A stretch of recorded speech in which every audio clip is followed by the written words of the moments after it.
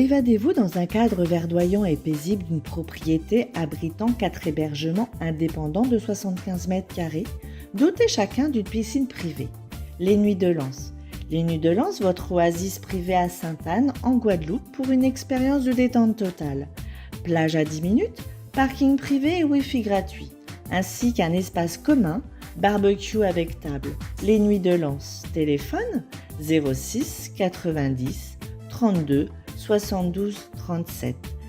06 90 32 72 37. Martinique Actualité. On revient sur cette mobilisation des collectifs d'usagers de l'eau de la CACEM ce vendredi au siège d'Odyssey. Une rencontre avec la direction avait été obtenue après l'annonce d'une hausse des tarifs de l'eau. Au-delà de cette augmentation, les collectifs dénoncent les coupures récurrentes, les pertes sur le réseau et réclament une gestion plus efficace de la ressource. Ils demandent notamment un plan d'action pour garantir l'accès à l'eau pour tous, renforcer les infrastructures et mieux faire face aux épisodes de sécheresse. Au Lamentin, une conférence publique consacrée à l'avenir de l'octroi de mer a débuté dans le hall de la mairie à l'initiative de Cré Mouvement Populaire Matinique. Cette rencontre intervient alors que l'Union européenne doit réexaminer l'an prochain le maintien de cette taxe spécifique au territoire ultramarin français. Pour les organisateurs, l'enjeu est de taille. L'octroi de mer représente une part importante des recettes des communes martiniquaises. Sa suppression éventuelle au profit d'une TVA suscite des inquiétudes quant à l'avenir du financement des collectivités locales. Plusieurs spécialistes sont invités à débattre de ces questions et à sensibiliser le public aux enjeux de cette réforme. Politique locale, Justin Pamphile a été réélu ce vendredi à la présidence de l'Association des maires de Martinique. Le maire du Lorrain, âgé de 57 ans, a obtenu 25 voix sur 30 lors du scrutin organisé au Lamentin. Seul candidat en lice, il entame un nouveau mandat à la tête de l'association. Justin Pamphile entend poursuivre le travail engagé depuis 2020, date à laquelle il avait succédé à Maurice Bonté. Les membres du bureau de l'association devaient également être élus dans la foulée. En Guadeloupe, la gendarmerie renforce son arsenal contre la criminalité organisée avec l'intégration officielle de la BRACO à la section de recherche. Cette brigade spécialisée dans la lutte contre les braquages, les violences par armes et les trafics d'armes a été présentée hier au camp du Gommier de Bémao. Selon la gendarmerie, près de la moitié des enquêtes judiciaires concernent des vols à main armée. Déjà opérationnelle, la BRACO a permis le démantèlement d'une 50aine d'équipes de malfaiteurs à travers l'archipel.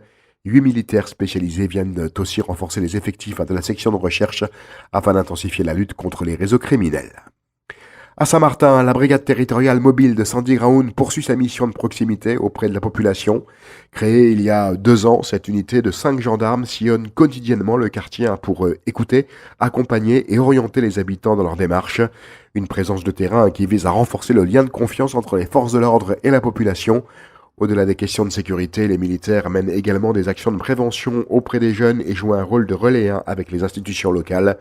Une approche basée sur le dialogue et la proximité. Attention aux sargasses, Météo France annonce un arrivage exceptionnel d'algues sur les côtes martiniquaises dans les 4 prochains jours. Un vaste amas s'est formé au sud de l'île et est poussé vers le littoral par les courants marins. La façade atlantique est particulièrement concernée, mais la côte Caraïbe pourrait également subir d'importants échouements, notamment dans le secteur de Saint-Pierre. Selon Météo France, aucune amélioration n'est attendue à court terme.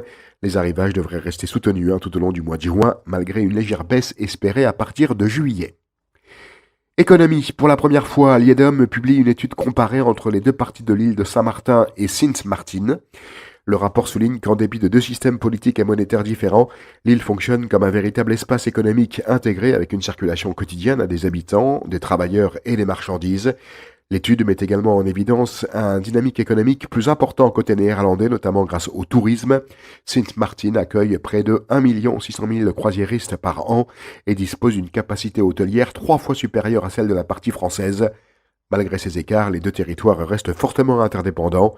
L'IEDOM estime qu'une coopération renforcée sera indispensable pour relever les défis communs, notamment en matière d'infrastructures, d'énergie et de développement économique.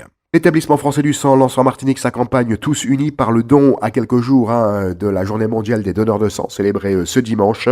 L'objectif est de mobiliser la population alors que les réserves nationales sont en baisse, notamment en raison de la diminution des dons enregistrés ces dernières semaines dans l'Hexagone.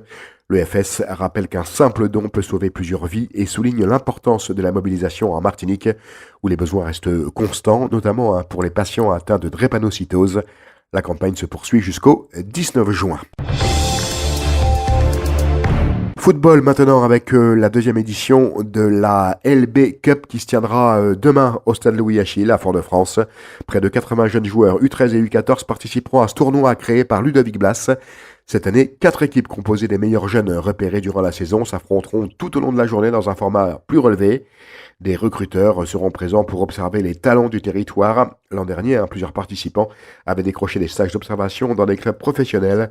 Au programme également, animation, rencontre avec Ludovic Blas et de nombreux cadeaux à gagner.